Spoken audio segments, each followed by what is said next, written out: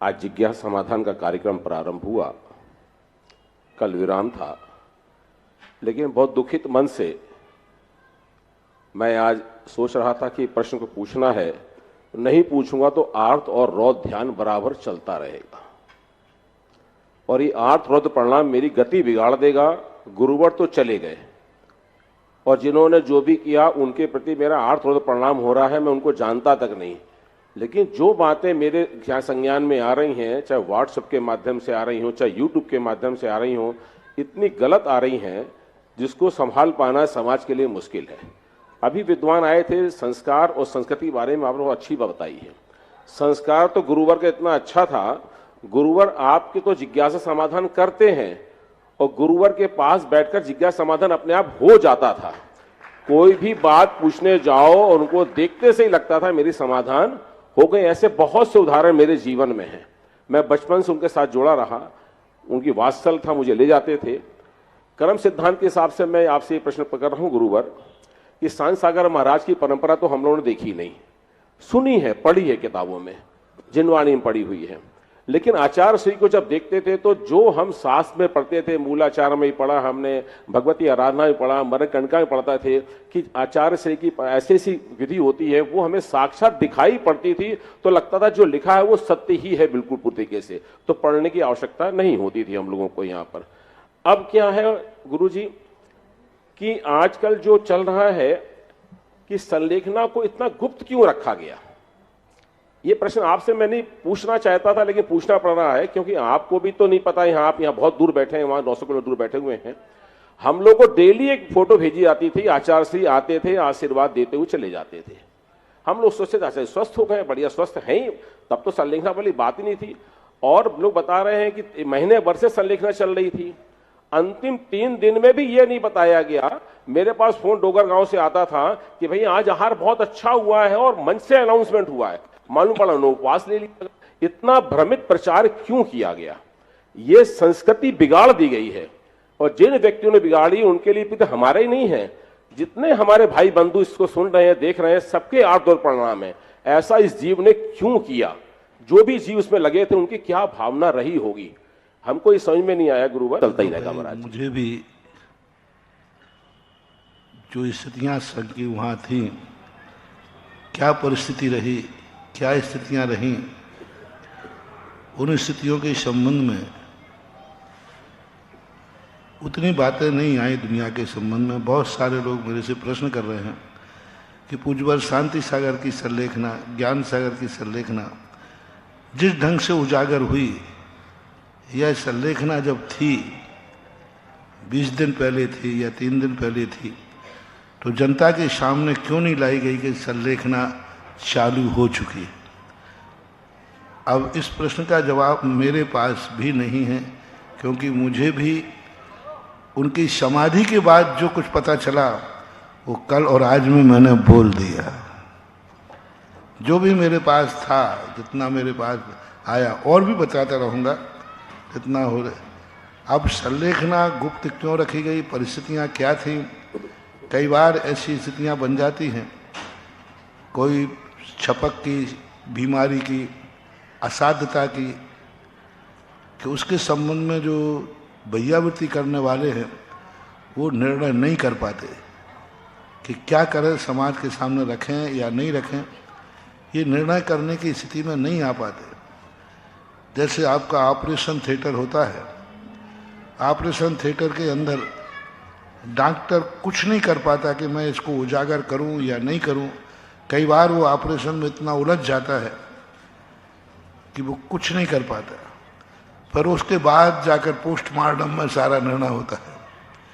ऐसे ही वहाँ पर कोई परिस्थितियाँ ऐसी रही हैं कि वो उजागर नहीं कर पाए। शायद ये प्रश्न जो वहाँ भैयावृत्ति में इतने सालों से रहे हैं, सालों से, हाँ 2 साल से हम सोच रहे हैं कि हमने कहा था ना 3 महाराज वहाँ रहे, उन महाराजों से जाकर के पूछे तो वो उस परिस्थिति से अवगत करा सकते हैं। मैं तो उसी उतनी ही बात पर, और मेरा तो पूज्य गुरुदेव का अनंत अनंत उपकार के कारण से हमें तो उनमें सब गुण ही गुण नजर आते हैं। अच्छाई नजर आती है, अच्छा ही अच्छा नजर आता है, अच्छा ही अच्छा नजर आ रहा है। अब इन प्रश्नों के जवाब मैं कैसे दूं, क्या करूं, क्या परिस्थिति बनी, क्या नहीं बनी, उस समय की तात्कालिक स्थिति। क्योंकि छपक जो समाधि लेता है उस समय छपक की किसी भी हालत, कितनी भी हालत बिगड़ सकती है, कितनी भी हालत बन सकती है। अब उसको कितने रूप में प्रकट कर सकते हैं, निर्णय नहीं ले पाते, दिमाग काम नहीं करता उस समय भैयावृत्ति करने वालों का कि क्या करें, हम उजागर करें या नहीं करें, निर्णय करें या नहीं करें। तो बहुत बड़ी चीज रही होगी कोई बात। और उस समय की स्थितियां, परिस्थितियां ये तो निश्चित है कि आचार्य श्री असाध्य बीमारी से बड़ी बहुत बड़ा उपसर मानो। हमारे यहाँ ये रोगकृत उपसर, रोग परिचय कहलाता है, अप्रतिकार। अब इसका कोई प्रतिकार नहीं था। ऐसी असाध्य बीमारी तो उनको थी, इसमें कोई संदेह नहीं, डॉक्टर और वैद्य लोग सभी लोग। लेकिन जैसे ही भैयावृत्ति करने वाले होते हैं वो तो प्रयास यही करते हैं कि असाध्य भी साध्य हो जाए, यानी ठीक हो जाए, ठीक हो जाए, अच्छा हो जाए, और ज्यादा आचार से जी सके। इसलिए शायद उन्होंने घोषणा नहीं की हो, शायद नहीं, और उनको भी ज्ञात ना हो कि आचार्य श्री इस समय संलेखना में जा रहे हैं। क्योंकि हमारे आचार्य श्री, तुम्हें मालूम है कि मौन में अंदर ही अंदर वो सब कुछ कर लेते हैं। अब उन्होंने स्वयं व्यक्त नहीं किया होगा, वो स्वयं में संलेखना ले ली हो और भैयावृत्ति करने वालों को भी मालूम नहीं हो, तो कैसे वो दुस्साहस करें कि मैं प्रकट कर दूं कि आचार्य श्री ने संलेखना ले ली। अब अपन अनुमान लगा रहे हैं उनकी अंतरंग भावना, अच्छा ऐसा किया था तो शायद उन्हें ऐसा ही कर लिया होगा। अब 2 दिन से उपवास आहार नहीं हुआ, नियम से उन्होंने संलेखना ले ली होगी। अब अपन उनको सारे जितने गुण थे उन गुणों को अपन उसी पॉइंट पर ले जा रहे हैं जिस पॉइंट पर साधक को ले जाया जाता है। अब ले जा रहे हैं, पहले अपन कुछ नहीं कर सकते थे। क्या पता, मान लीजिए उन्होंने घोषणा नहीं की हो कि हम आजीवन उपवास लेते हो और अंदर ले लिए हो, ये भी छपक का आता है शास्त्र में, अंदर ही छपक ने ले लिया कि मैं आजीवन अन्न जल का त्याग करता हूं, और दूसरे से नहीं बोल पा रहा है, बोलना नहीं है या बोल नहीं पा रहा, 2 चीजें होती है। स्वयं बोल कहता है कि मुझे बोलना ही नहीं है, और या बोल नहीं पा, दोनों स्थिति के उल्लेख। अब उन्होंने स्वयं ले लिया मैं किसी से नहीं बोलना हूं, तो अपन कैसे कहते हैं कि आचार्य श्री ने आजीवन अन्न जल का त्याग कर दिया है? क्योंकि उन्होंने अपन से कहा नहीं, अपने सामने किया नहीं, उन्होंने अंदर ही अंदर जाके त्याग कर दिया। तो अब किसका साहस है कि वो कहे? कौन कहे कि महाराज ने 2 दिन पहले से कहते महाराज ने सब प्रकार के अन्न जल का त्याग कर दिया? कह ही नहीं सकते, क्योंकि तुमने कैसे कह दिया, महाराज ने तो कहा नहीं। तो अब इसमें 2 बातें सामने आ रही हैं। अब एक तो उन्होंने स्वयं संकल्प कर लिया, किसी से कहना उचित नहीं समझा, क्योंकि आचार्य श्री ने जब भी कोई साधना की त्याग की किसी को नहीं बता दे, इतने त्याग कर लिए, हम लोगों को पता चलता था बाद में। दूध का त्याग कर दिया, महीनों के बाद हम लोगों को पता चलता था कि इन्हें त्याग कर दिया। सब्जियों का त्याग कर दिया, लेना बंद कर दिया, तो हम लोगों ने सोचा लेना बंद कर दिया, वो कोई 2, 4, 8 दिन के लिए जो प्रायश्चित होते ना। आज तक कोई भी त्याग आचार्य श्री ने घोषित नहीं किया, कोई भी त्याग, संघ के लिए भी नहीं बताया। हम लोग पूछते थे महाराज क्या आपने त्याग कर दिया है? जवाब नहीं देते थे। कोई भी त्याग, इतने बड़े बड़े त्याग आचार्य श्री के थे, उन्होंने कभी व्यक्त नहीं किए।